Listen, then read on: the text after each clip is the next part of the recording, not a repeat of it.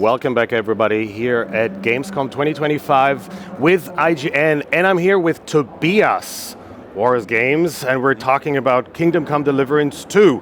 What a launch! How are you feeling? Thank you. Well, overwhelmed. Honestly, we kind of expected that the game would be good, of course. I mean, for the longest time we thought it would be shit, but at some point people started saying it will be good. And the reviews came in, the previews came in, but what we did not expect is how strongly the fans were involved and invested into the game. Yeah, I mean, 2 million copies in 2 weeks, 3 million by May 2025, speaks volumes. I hope it's not 4 million in 4 years. Wow. But, I mean, there was a demand. How do you explain why people were so much into, let's say, medieval realism, brutality, real Czech cities? How do you explain that? I want to believe it's because we do great communications with the people and kind of tell them what to expect, so that they're involved very early. I mean, we are coming from a Kickstarter background in 2014, so we kind of had 11 years time to build a community to get to that point. But in reality, I think KCD is just very different from most of the other RPGs. While you usually are used to dragons and the superficial and magic and whatnot, we try to go the more immersive, authentic, like medieval way. Try to, it's like when you watch a movie and it says based on a true story in the beginning, you have this feel of, hey, something is special about that. And the fact or the idea of the people that you are meeting could be a real historical people. The castles are real and so on. I mean, are you taking credit for the fact that real Czech towns are seeing a tourism boost because of the game? That's an extremely funny side effect. So we are game developers. Our main focus is developing cool video games. Everything else became a bonus and is attached to it. So exactly as you said, they had the regions that are displayed in KCD2, they had an increase of 500% in tourism. Because people want to see where Henry stole the cabbages. It's exactly where Istvan fell off the window. But it's crazy. It's something we did absolutely not expect. But on the other hand, I hope that games like KCD help to get video games more into mainstream, because now the Czech Tourism Board and some establishments and companies are seeing that video games can be more than just something for fat nerds in the basement, but that it could be a cultural, impactful thing that breaches the regular bubble. So now we're very proud on that, but it was never a goal. I mean, you already mentioned that most RPGs or fantasy in general includes dragons, whatnot, and people had the numbers ready, and they said, like, you have only in that game, in the main game, you have 2.2 million words, which would be, let's say, compared, since we already mentioned it, it would be like reading Game of Thrones front and back, like twice. Yeah. Was that intentional, or did it just happen along the way? Well, it happened along the way, but we pride ourselves that the game is very reactive, and we want you, when you play KCD, that you really feel immersed into this world. You do something, people react to you.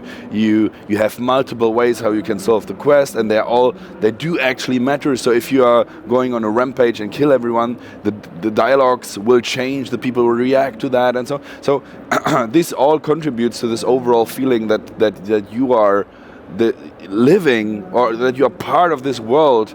And on the other hand, the designers got unhinged and just wrote, and at some point we had to say, okay, that's enough. Yeah, but the future looks very bright. We're talking about Legacy of the Forge today, which is a DLC. It's an expansion. Some people say it's more like 130 million ways to arrange your forge. We already talked that number. I'm not a numbers guy, but I'm sure people are right about that number. Is it more than just, let's say, medieval interior designing, or like, how would you describe it from your perspective?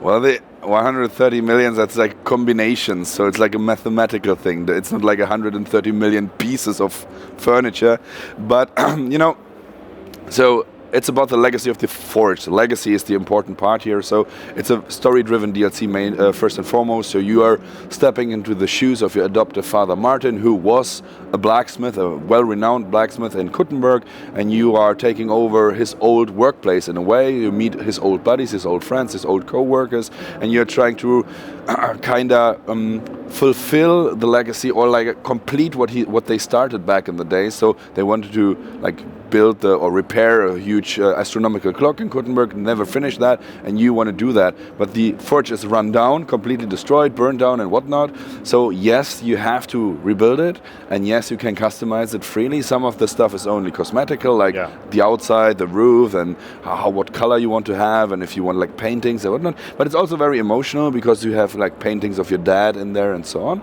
But your chambers, for instance, your Henry's room, the furniture and the stuff you can build in there, they all have a purpose. So they might help you on questing, give you more experience, have some buffs or passive stat changes, boosts that will help you on your gameplay. So it's not just purely cosmetical stuff, but they also do help you actually. You brought a little teaser trailer with you to Gamescom, and there's also some footage that we're going to show. But before we head into the footage, I mean, blacksmithing was already core to Henry's identity, so that's like part of the identity by itself. But how does the DLC expand on this part of his story? You know, as a fun fact, the legacy. This DLC is not about blacksmithing per se. I mean, it's called Legacy of the Forge, but the main thing you do there is not blacksmithing itself, but managing a forge and working on that astronomical clock. However, you actually only have to blacksmith twice in that DLC, because you're being accepted by the Kuttenberg Blacksmith Guild, and they want you. They're testing you like a driving license, so it's like a practical and theoretical test. So that's one of two times where you have to do something. The other one is quest related with that clock. But blacksmithing is not the central part. However, of course, like always when we release DLCs, it comes with patches and tweaks. It's a huge open world RPG, and the balancing is something that we have to do really almost daily, especially taking feedback from the people and see how it goes and so on. So the blacksmithing itself got a little tweaking as well. So it's still the same basis, of course. It's just the timings and so on were changed a little bit, but overall it's still the same. So you're basically telling me that there was historical research that went into designing the forge mechanics? Well, you can do only so much in video games, right? And of course we went to real forges, and of course we talked to real smiths. However, it's a video game, everything is much faster, obviously, than it would be in real life. However, we tried to at least see, hey, how does it work in real life? They showed us, we took some inspiration from that. We then tried to translate this into a video game, make it somewhat casual and so on. So I think it's a good balance of how blacksmithing should actually feel like or look like an abstract of it at least. Yeah. But I think it's good enough. Well, it's important for those who actually like the blacksmithing of KCD, which is actually a surprising huge amount of people. They will get new recipes and new stuff, new swords, new axes, new stuff to forge. Yeah, let's head right into the teaser trailer that you brought to the opening night live stage. I'm a bit sad that it's so short, but I'm pretty sure that you can give us all the details. I go to Prague fairly often by train from Munich, so when I see this, especially the clock, I feel very much reminded of Prague. Yeah. That astronomical clock is... So, we found in historical data that Kuttenberg has an astronomical clock, and they themselves, the town, the archives, they confirmed, yes, we had an astronomical clock, but however, they do not know how it looked like. Yeah. So we took inspiration from the one that we know, and that's the one in Prague, and try to adjust it to make it not copy it, of course, but make it look as the way how it could have looked like, according to our inspiration and motivation in a way. But yeah. Yeah, and we just saw the designs of his, let's say, base. You called it more or less headquarters earlier on. Yeah. it's like your haven, like your home harbor, something like that. We want you really to, because in the first game, in Kingdom Come Deliverance 1, we had a DLC called From the Ashes, where you were building this little village thing, and it had a few disadvantages that on paper weren't so obvious when we designed it. So first of all, it was in the far corner of the map, which was bad, because when you traveled there, it was really far away from the action. That was not ideal. And second, it was very like money spending based. So when you finished the game already and had a huge amount of money, then the DLC was somewhat easy because you just spend it and that's it. There was only a little bit of questing involved. Now with that one, it's still, I think, appeals to what KCD players like most, owning something and building something. So you still get that part, and you still, of course, need a lot of money to invest into the upgrades. But we introduced something we call prestige, and this prestige is because you are not owning the forge; it's being granted to you by the Blacksmith Guild of Kuttenberg. So they allow you to run it, right? But they don't want to just have some random ass hobo doing something there, but they want you to like prove yourself day in, day out. So you have to earn prestige by doing those, we call them guild activities. So it's like a pool of new unique quests, funny quests. Some of them are repeating. It's a forge after all, so they're coming, hey, could you forge something for me? But there's also really funny stuff in there, like someone having a problem with their teeth and you have to then take care of that. Since you're mentioning that, I think we should head right into that quest, because the B-roll footage, the footage that you brought, the quest itself, like, I need a dentist, more or less. Yes. It didn't make sense to me at all in the beginning, but of course this is KCD. Of course. And in the end, it all makes sense in a very funny way. So maybe let's explain to everyone what we're seeing. So this is already the place that you will be owning then. So the forge is already up and running. And as I said, as you mentioned it, as I do call it sometimes headquarters. So first of all, it's in Kuttenberg. So that is already in a central location where the main story parts of the second map take place, or the finale of the game. So you are right in the center of action. So that is important. But second, with the prestige thing, people, even if you have finished the game already, you will have this motivation to do something and create something. So people are coming, they want stuff from you, or they sometimes have problems with their teeth, for instance. But those quests these guild activities are rather small quests. So they are usually funny, quirky, can be repeating, and so on. But the main storyline is about repairing that clock. But here we can see already how the forge looks like when everything is up and running.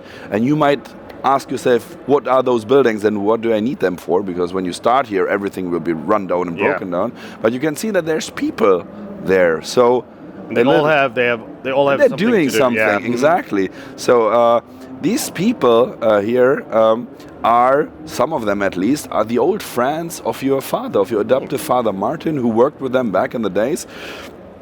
And with building those places here for them, they have a place to move in, to go back, to work for, and those can create either passive income for you, they can create armor for you, because you are a weaponsmith, there's an armor smith coming in and he might do stuff for you and so on, and that's pretty cool. And here we have this example of a random event that is happening, or well, random, one of the guild activities that can happen, where someone comes complaining that her husband's teeth hurt. But these things, and that's what I mentioned earlier when I said you don't have to blacksmith, those things are changing every day. So the activities are changing and the unique quests are not repeating themselves. Perfect, you can help or not, and those are rather smaller quests, but help you with, because they will then spread the KCD is all about talking people, rumors, and a reputation and so on. And with doing these little things, they will then. I'm also very happy to see that there's finally a barber for Henry. That he has a haircut now. Yeah, you can do the great haircuts, even some funny ones. As a matter of fact, I think also the community immediately started to mod that to have even more haircuts and beards. Of and course. We both know that having a wonderful beard. Yeah, a beard important. is essential to a great character, right? Absolutely. Character building.